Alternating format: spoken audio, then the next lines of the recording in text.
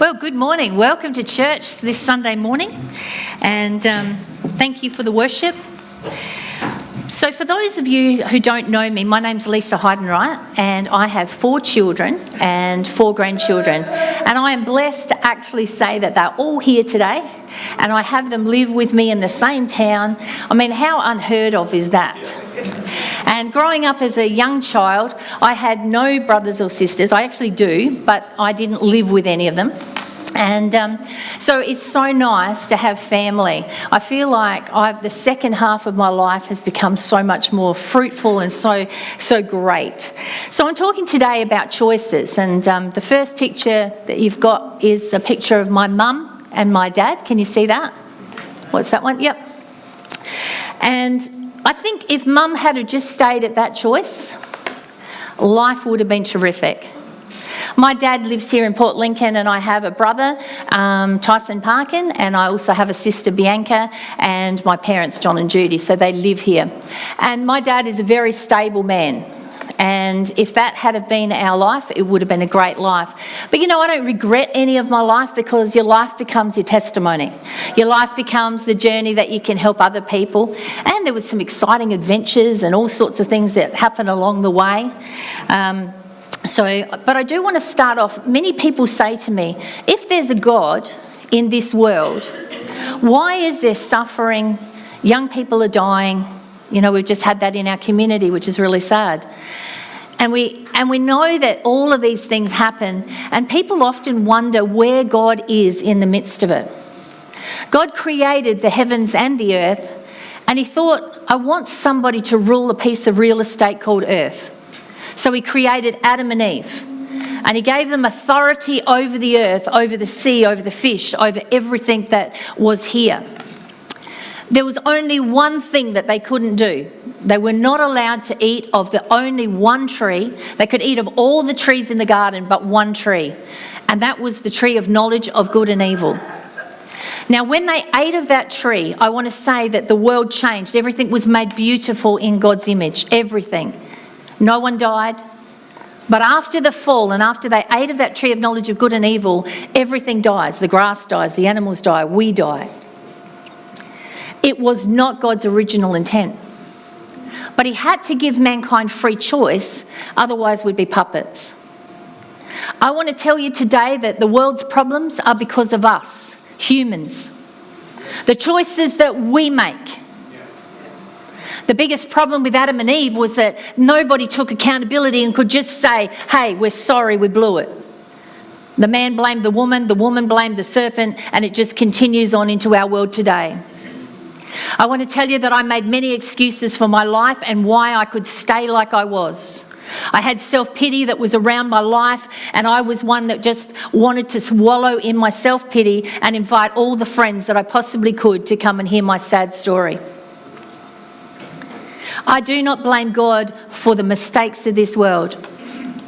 And I want to say this, that when they died, they didn't actually die physically for 930 years after Adam ate of that tree of knowledge of good and evil.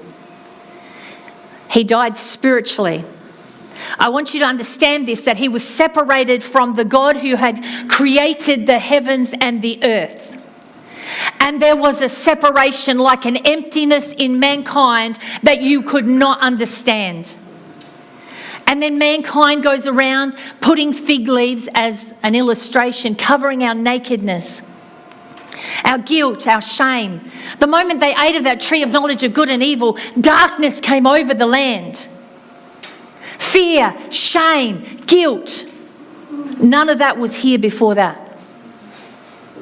And God had to do a rescue mission so that he could restore mankind back to himself. That's why the cross. And we'll come back to that later. So my story. I was born in Mount Gambier, and my mum and dad were happily married for maybe 9 months. And there's me as a little person. I thought it was a cute little photo, so I put it in. Not really relevant, but it's cute. And so it was a great time for 9 months, and I think Mum and my dad had connection for 2 years. Then Mum took off with an electrician and moved to Melbourne. And she stayed there for a time. That relationship didn't last very long. And she moved in with my aunt and my uncle. And my aunt and uncle were the people, you know how there's one person or maybe two in your life that just come into your life, and it always makes me cry.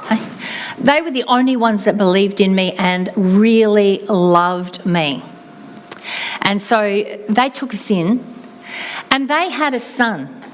I better put my glasses on so I can read. When I was 4 years old, Mum married her first cousin, Peter. He was adopted.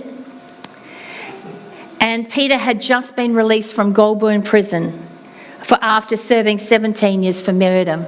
We'll just go to the next slide of him, and there he is.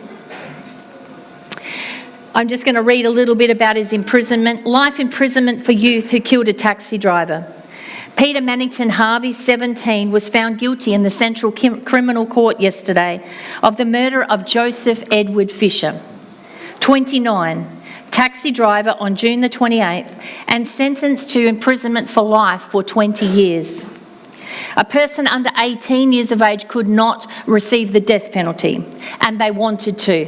There'd been another taxi driver incident only weeks before where he had been murdered, and they wanted to make a public spectacle of this situation, that it is not acceptable to take the life of somebody who's doing a service to the community. It's not very right to take a life of anybody. So Harvey, it says, will be 18 on December the 16th this year. Harvey, a farmhand, arrived in Sydney from Melbourne the day before the crime. His adopted parents lived in Eildon, Victoria. The Crown case was that Harvey engaged Fisher at Manly Drive and Manly Drive to Church Point near Mona Vale. And that's just up not far from Canberra, and it's right on the coastline up there. Harvey shot him in the back and dumped with a sawn-off pea rifle, and Harvey dumped Fisher's body in a culvert and stole a wristwatch, cigarette lighter and some cash. Harvey gave himself up 2 days later after he'd been driving around in this taxi, and I did a lot of research, and there's pages and pages of stuff. One of the interesting parts that I found for me personally was when in two of the different stories that he spoke about, he said that his parents had petted him, and I thought, what does that mean? And it means to pet a dog or to pat something. And he always felt like he'd been adopted and he had a hard done by mentality. And he always felt like his parents were just trying to run his life for him and make decisions and tell him to do this and tell him to do that. And somehow he'd been in Melbourne the day before with his dad, and I'm guessing there had been some sort of argument. He'd stolen this rifle from the workplace that he was working at, and he went up to Church Point because you could shoot rabbits and pigeons and things like that up there. He'd stolen this gun. If the gun had not been in his pocket, can we understand that choices, one split second was a choice that took his life down a road of, you've seen the photos of the prison in Goulburn, prison maximum. They actually pride themselves that they've not had too many breakouts out of that prison. Peter happened to be in one because he was out for good behaviour, and the prison, somebody must have broken out, so they put everyone's sentence up. They made it for longer. He would have got out a bit earlier. So Peter was 17 and a half when he went in, and he got out at 34. He married Mum. Now I want to say, Peter suffered terribly in there. He was a pretty boy, and so you can understand things that happened to him in the prison were not nice. But one thing he did do, he learnt how to become a musician, and he studied, and he used to, when he did get out, he played in all the music gang shows in Melbourne and some things. Now Peter was fantastic to me. There was only one time I got a hiding, and he told me not to tell Mum, but out of all the time that we were together, he was pretty good. And this particular time growing up, Peter couldn't get a job because there wasn't, what do you say, for the last 17 years, where have you been? You're 17 and a half, you worked at a farm, what have you done the last 17 and a half years? Anyway, he couldn't get jobs, so Mum was the breadwinner, and finally he got a job in some sort of manual type labour that he could do. And they needed a babysitter. And so these babysitters were babysitters from hell. And, Matilda, and what was her name, Jordan? Trunchbull? Mrs. Trunchbull. Do you remember Mrs. Trunchbull? Well, that was this babysitter. They were the babysitters from hell. She had two daughters, Carrie and Leanne. They sexually abused me, emotionally abused me, and they used to steal all my lunchboxes, jumpers, drinks, and then they would blame me and hide them so that my parents, we didn't have a lot of money, so it was very expensive for Mum and Dad to keep buying these things. So my stepdad was furious one day and he gave me the hiding of my life. They didn't believe me. Now I want to say this is the one thing that in that moment I became a kid who became silent because nobody believed me every time I'd gone to say something. So I believed the lie that I wasn't believable and that my opinion and my voice didn't matter. I became shut down.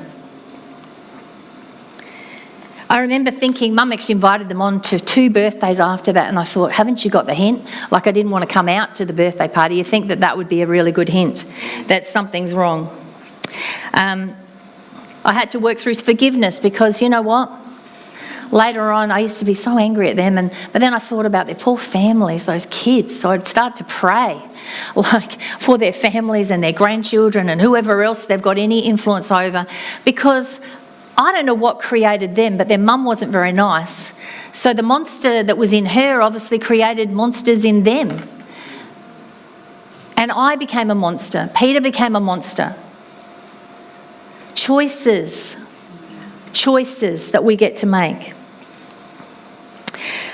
The auntie and uncle that I loved, we were actually... my dad had come to try and find me, and I think Mum was pretty scared about the fact that if my dad found us, my real dad, and he knew that Mum was married to a murderer, he'd have a pretty good case to be able to take me out of their care. So we were on the run.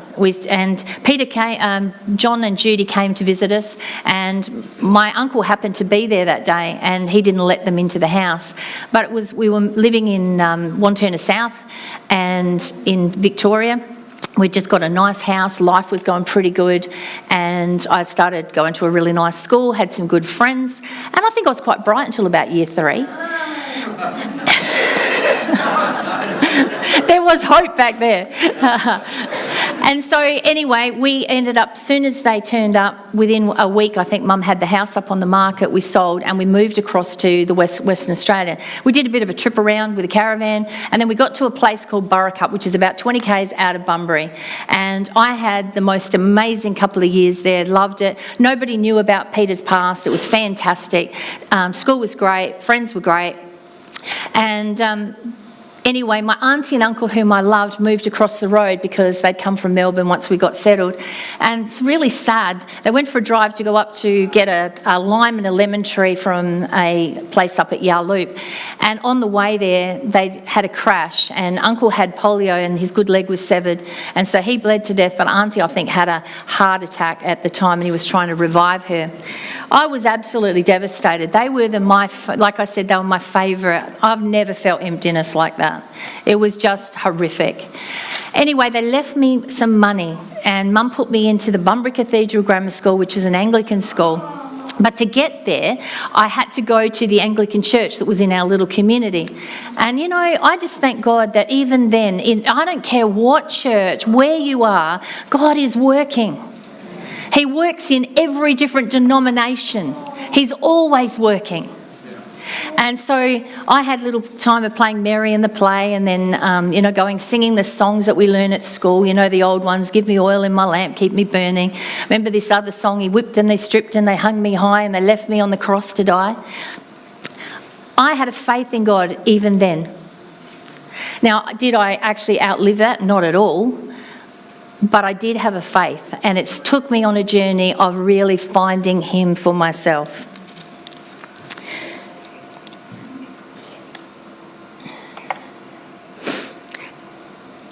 By the end of year, I think it was, I was probably middle of year 8. My dad actually found us again, and the courts actually gave me the rights because I was 13, and they said you can make the decision if you want to meet him. Mum had made him out to look like he was Jesus Christ II, long black hair flowing.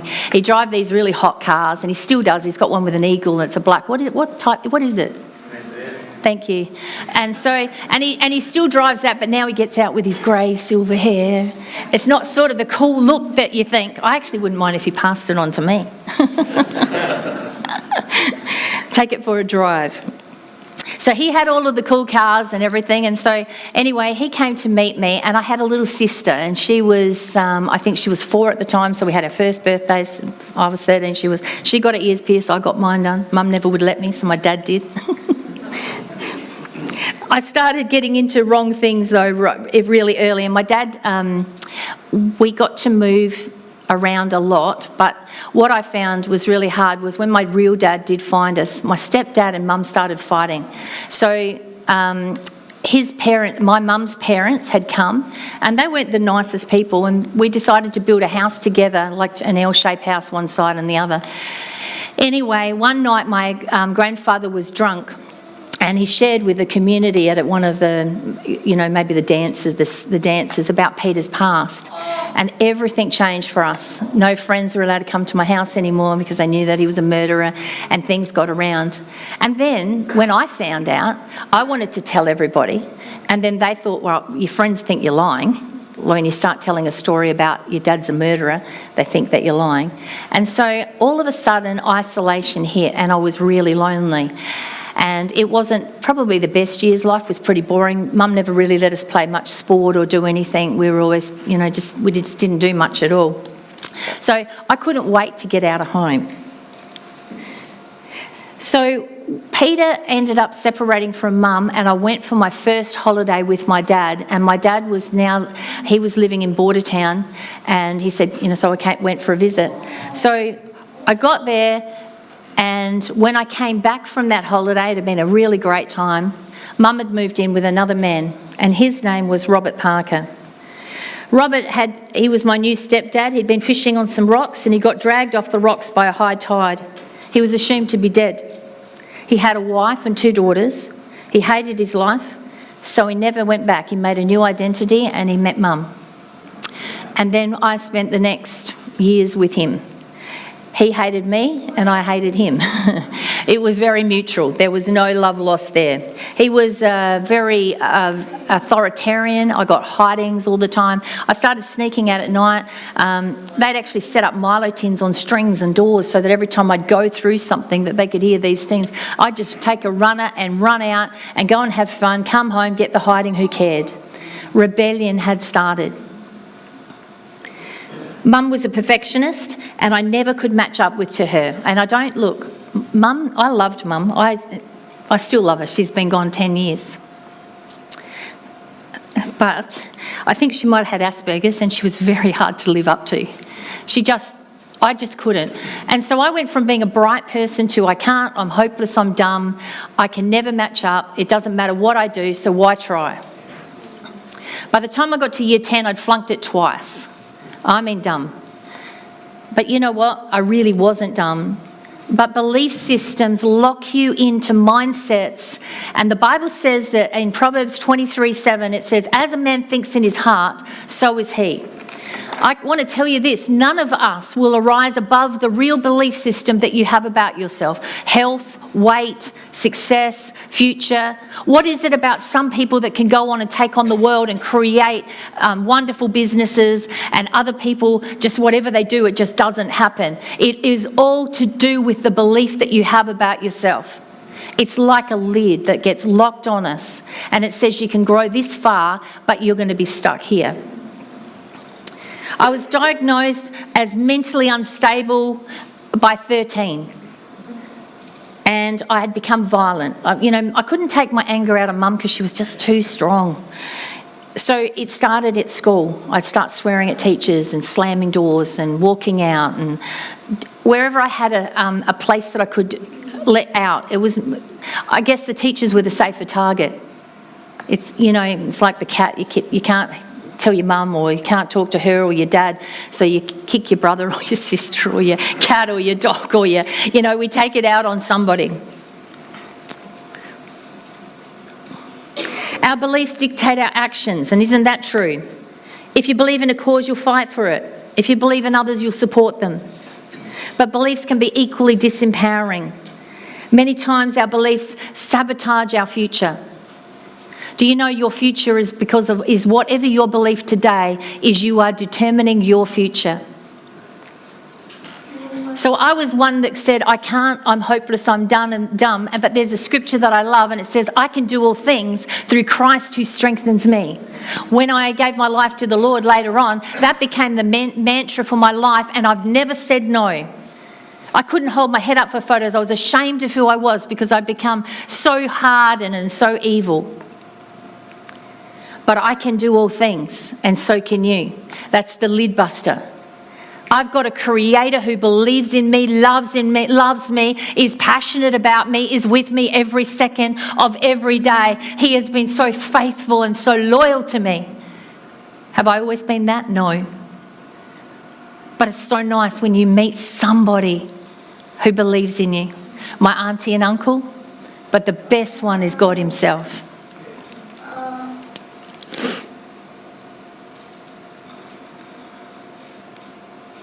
I love, Pastor Phil used to say, remember that problems are challenges, not impossibilities. Just never say this is too hard. As soon as you say the word it's too hard, everything shuts down in you and you give up. You know, chronic fatigue and all those things that come around people, sicknesses, autoimmune diseases, and a lot of things is when people have said things over their life, inner vows. I spoke out an inner vow. Rob, we're working now, we'd moved to Bridgetown in Western Australia, and we had a roadhouse, and I used to steal all the money, smoke the cigarettes, go down to the pinball machines, and probably very hard because I'd now become rebellious. But I remember the day where I became so rebellious. So Rob grabbed this petrol barrel and went to whack me across the legs. And I remember just screaming out the top of my lungs, I don't care what you say anymore. This is my life. Did that frighten you? Go to hell with your own life, but leave mine alone. And from then on, I became hard, cold, dead inside. I didn't care who I hurt, what I did. I changed. I was a person who loved old people, loved animals, but something changed on the inside of me. Inner vows have power. We say them over ourselves to keep ourselves safe. I was locked into this inner vow for years until a deliverance later on. What makes a good life? Not allowing negative thoughts to take a hold of your life. I refuse to partner with the ungodly spirit realm of negative thoughts. If you ever want to hang around me and you're in a prayer meeting with me, I will say that every time. Come on, we refuse. I refuse to listen to the voice of defeat. I refuse to listen to the ungodly counsel of depression and self-pity. I'm not partnering with it because it can ruin your day. One thought can lead you down a whole trail of thoughts. We've only got 10 minutes. Okay, we haven't even got to the first bit. All right, so I become rebellious. Mum said she rang up my dad and said he was living out at Cook on the Nullarbor, and you know what, you'd think that you couldn't get into any trouble out at Cook on the Nullarbor. I get off the train, ride my dad's motorbike, and Mum, because they both had one, and I just took off because I'd actually had motorbikes from when I was young. And so I took off down the main street, no helmet on. Guess what happens? I get picked up by a policeman who's coming across on the train. He happens to get off and he books us and charges us with riding without a light on a gravel. I mean, we're talking 30 houses in this town and just a big ballast heap that you could ride up, a rubbish dump and a main street, and I got picked up. Then I started taking my dad's car for a joyride, and by that time my dad had a little baby and he was 9 months. That's my brother. So my brother is actually the same age as my kids, and so he's got kids the same age as Kylie and Andrew's kids. And anyway, so, and my sister was there as well. But I started sneaking out at night, and of course she wanted to come with me, and so I took her with us, and there was a couple of times where we got into really bad trouble, and of course my parents didn't want me there anymore. And you can understand, my stepmum took off to border town and said, I'm not coming back until she's gone. And so, and I want to say my stepmum and I get on fantastic. I love her. She and my kids love her. Honestly, she's been the best mum. But I was at a spot, listen, I had many people try and help me through my life, but when the rebellion had set in, it didn't matter what they did, no one could help me. I really did. I had people try to become a parent to me, and I still chose to rebel against that. Sometimes you've got to let people go until they're ready. As much as you don't want to do that, sometimes you can't just keep on fixing up all the problems. And I'll share a little bit more on that. Anyway, I moved back, and I went back to Mum, and now Mum had moved again. And she'd moved to Dalwallinu, which is Bunteen, up the north side of Perth in the wheat belt. They got a post office and a store, and it just sold everything, and a bus run. Anyway, Mum and I just weren't getting on, so she just said, right, pack up your stuff. And she took me down to Perth and got a place at the Girls Friendly Society. And it was a place you paid money and you get your food and your board, but they'd shut it at 11 o'clock. Anyway, so we went there, and Mum gave me 6 weeks to get a job. If I didn't get a job, I was going to have to come home. I didn't want to go back home, so we started looking. And so I got a job at Hungry Jack's, 10 to 2, 5 to 9. And how many kids have worked in those places here? You probably know the drill. Anyway, then I wanted more money. So my friend and I started working at a strip club, and we started getting paid money for every drink we drank. You'd entertain people and then you'd drink the drinks, and I'd throw them in the pot plants and because otherwise I'd be so drunk going out of there, then back to Hungry Jack's in the morning, drinking and being absolutely sick at the smell of Hungry Jack's food. We were only not even 16 years of age. And so the police would come in, and you'd have to check to make sure that they said, when you were talking to people, who they were, whether they were police or what they were doing there. Anyway, we did that for a few months, but it took its toll on us. So I got a job in a cafe called Tummy's, and I was working there, and because I had a stealing problem, we never had much as growing up, so I started stealing. And that just became a part of my life. So while I'm working there, I used to we'd write out dockets back in the day. You'd write out a docket, and then I'd keep the docket and keep the money. Finally, after a few months, they worked out that they were going down the tube because I was making some good money from them. And they sacked me. Oh, surprise. Anyway, I then got a job at Neil's Pancake Place. And I worked there for 3 months, and we met this older gentleman named Bill, and Bill was wonderful. He used to give us money. I don't know, he just seemed lucky with everything he did. He'd go to the races and he'd have these wallets of big wads of money. But the evilness had started on the inside of me, and I remember saying to my friend, we worked, there was 2 guys that we had, and they had a couple of friends, so we got them to roll him. So we got him to come over for a meal, and he was walking to our house. They were hiding in the bushes, and they were going to grab his wallet and take it. Anyway, this old man, he was so strong, he fought them off, and he turned up to our house. We hadn't cooked anything. We were standing there like this, not expecting him to turn up, so that was very embarrassing. But you know, because he was lonely, he was just, it was just an awful, I knew it was awful. Where I knew my heart had become really hard was one day we went to his house, and he was slumped over the table, and I said to my friend, quick, let's get everything we can and get out of here. And we left him. Now I'm going to say thank God he didn't die. But no thanks to me. But that could have been living on my conscience, you know, years later. That would have been an awful thing. I do thank the Lord that he didn't die. Anyway, I started working at this place, and I've been there 3 months, and I was loving it. And then the first night they put me on the till, and I bought a packet of women's pads, and I had them there. And so I went to the till, and I actually took all the money out the safe, and I just packed it through the women's things and took all the money. My friend came to pick me up from work, and I said to my friend, I said, take the money, go. And she said, look, it's only 10 minutes. So she stayed. Next minute, lockdown. The police came in, they searched the whole premises, they couldn't find anything. And I don't actually think they would have found it if I'd not admitted it. Anyway, this guy had taken me on, and he'd actually rung my previous employer and thought that he wanted to give me a go. And he told me that. And he said, I know it's you. I broke down. So I ended up in Longmore Prison, which is a detention centre for youth, and was there for a little while till Mum could come down and we do the bail and organise the things. Anyway, I didn't want to go back to Mum because I didn't want to be there. So I made her out to be like the witch from hell. And she then... I got to live with my best friend Caroline, who I was doing all this stuff with. We'd become friends at the Girls Friendly Society. And anyway, her parents said that they'd take us on. The only thing was the parents were travelling around Australia, they just said that. So we moved into the house down in Wickerpin, and I started getting a job, and I worked in the shearing teams. It was my first job. I absolutely loved it, making money, good money. But my friend's sister was living there as well. And one day she got me to come into the workplace that she was working at and said, come and make some phone calls, because back in STD days you'd be putting all these 20 cents in for the phone calls, and I never had a lot of money, coins, so you couldn't talk for long. So I went down and made all these phone calls.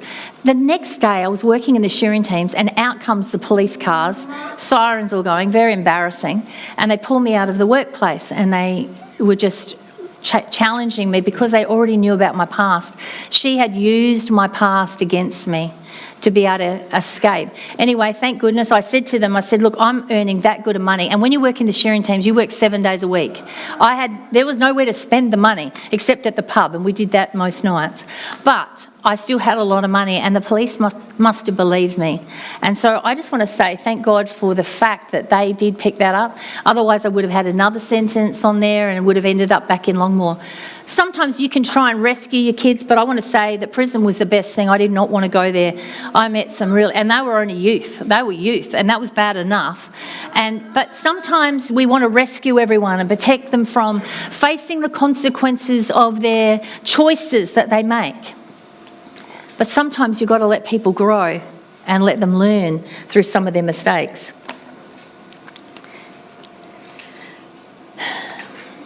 We'd met a couple of guys, I said that before, Anyway, this is where some of I was working in the shearing teams, but the shearing team shut down at a certain time. And there was this lady, Nanette, and she was a Christian, and I'd been the Jehovah's Witnesses had been coming, and they'd been talking to me, and I had all these books and everything. And anyway, she said to me, if you throw all of that material away, I'll buy you a Bible. So she bought me this Bible, and she wrote on it inside, Jesus says, I'm the way, the truth, and the life. No man comes to the Father but through me. I never read the Bible. I just read that page. But I'd got involved in astro travel and out-of-body experiences. I'd gone into searching into the occult, and I want to say it is real and it is scary.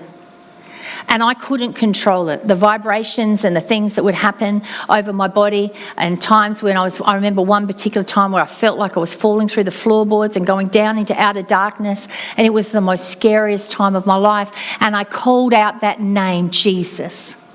I called out that name, Jesus, and it stopped instantly. And I want to say that it still happened gradually a lot until I actually gave my heart to the Lord. But this thing would take over from me, and I hated the feeling. With God, he's not like that. He's a gentleman. He gives you choices. The devil ensnares us with sin. He entraps you with addictions. He gets you caught into things that you can't get out of. And then sometimes we want to blame God for the mistakes. But God doesn't do that. God is a gentleman, and he waits for us to want to do things and help us and change us. Your decisions determine your outcome. My dad, that's my stepdad there with me when I was little, and he was good. Like I said, he was good to me. But he had so much messed upness. We had the wrong kinds of friends. We were hanging out with all sorts of people. Most of my friends were all people that weren't great. We get into mischief. Why wouldn't you get into mischief? That's where you're hanging. And they were the only ones that liked me. So what are you going to do? Stop your kids hanging with the friends that they've only people that like them? I had a nana, that aunt, I know she prayed for me. I can guarantee she prayed. She put me into that school, and even after she died, those prayers were still activated.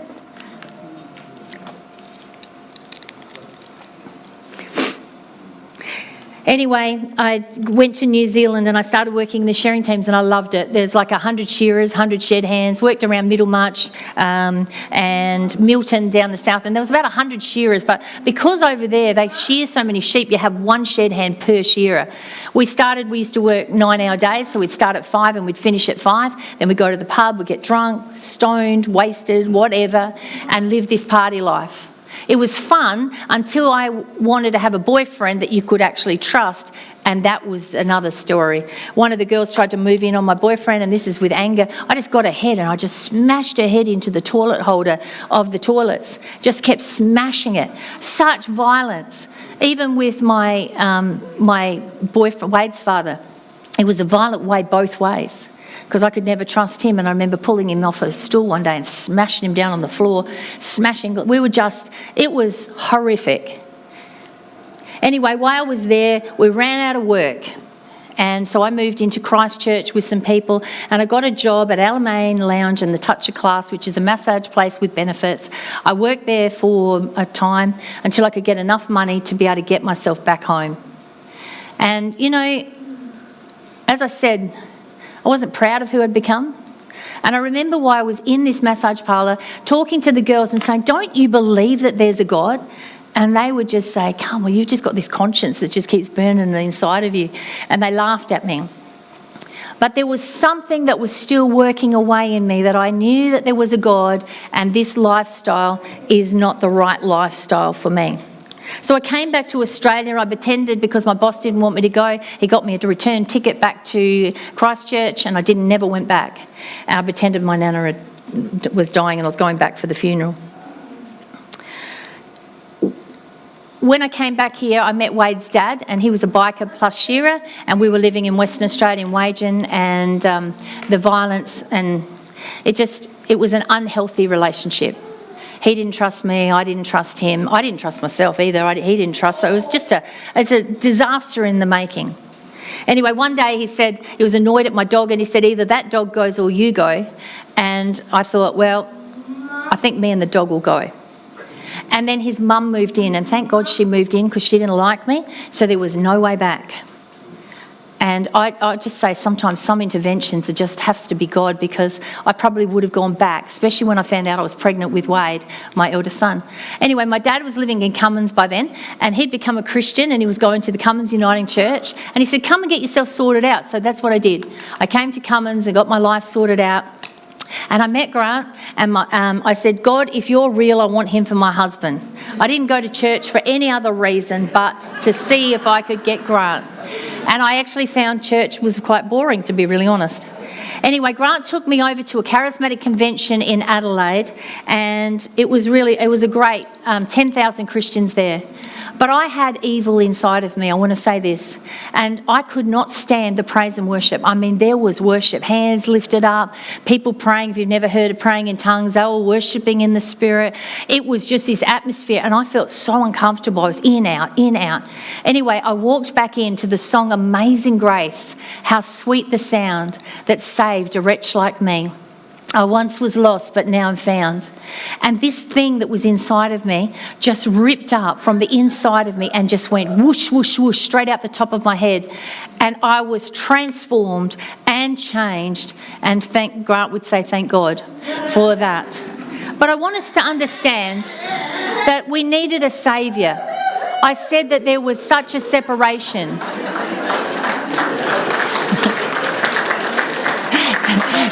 Paige is going out with her carer for a swim. See you, Paigey.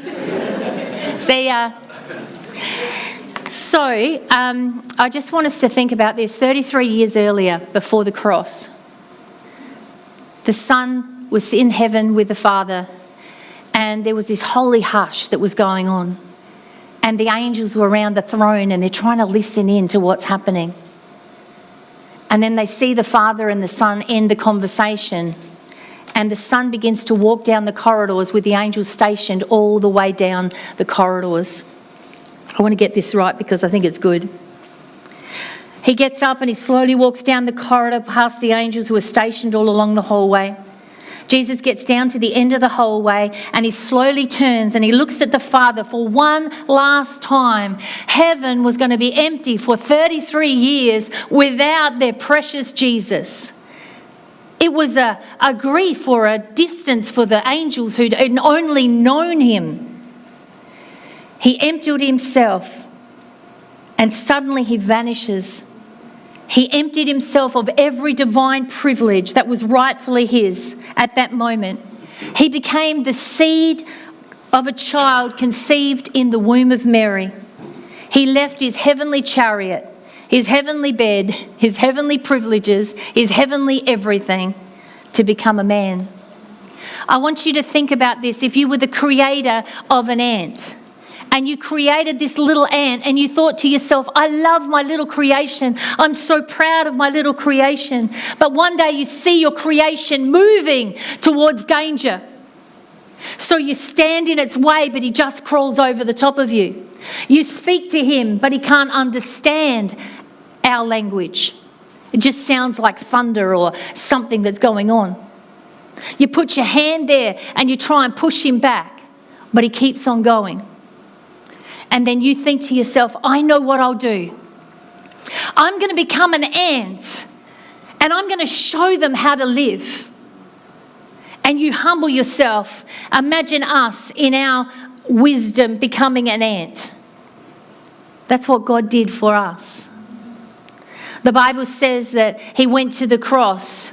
He was wounded for our transgressions and he was bruised for our iniquities. And by the stripes that he bore, we were made whole. They pierced a crown of thorns upon his head that was 6 inches in its length, and blood was pouring out the top of his head. They whipped him with lashes that were 39 lashes, and that was like nails on the end of those as they whipped into his body.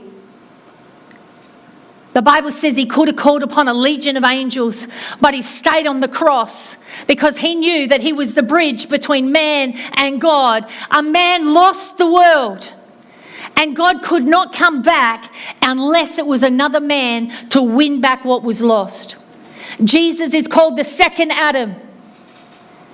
And he did all of that to restore us. It says it was between the 9th hour and the 6th hour, and darkness had come over the whole land. And Jesus cried out in a loud voice, Eli, Eli, lama sabachthani. My God, why hast thou forsaken me? And God the Father had turned his back upon the Son, and he couldn't look upon him because he became my sin and your sin. He became the curse, so that we can live with him forever and ever. There were 2 trees in the garden. One was the tree of life, and we had to be shunned from that life because otherwise we would have lived eternally in sickness and disease and poverty and everything else upon this world. But Jesus comes as the one who gives us life. If you want to spend eternity with him, then we need to acknowledge him. There is no other way of salvation. Jesus says, I am the way.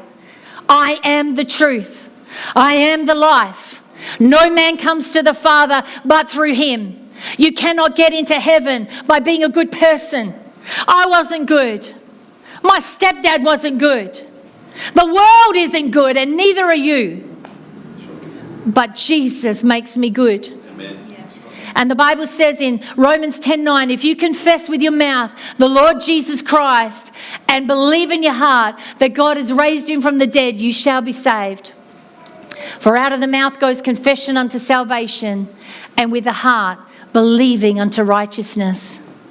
God will not make you spend eternity in heaven because he gives you free choice. I want to say the best choice I ever made was receiving Jesus as I went down to that altar call on Amazing Grace, how sweet the sound, and gave my life to Jesus. And he has totally transformed my life. I am not the same person that I was back there. So today, can the band come up? If there's anybody that you want to give your life to Jesus, remember, it's the only way to heaven. Yeah. There is no other name in heaven on earth which man can be saved. There's not Buddha, and there's not this, and there's not that. There's only Jesus. And honestly, I can say I have the best life. I thought when I was living in sin and all of those things, it's a fun life, but it wasn't. But my life is amazing. Give your life to Jesus and watch what he can do in your life.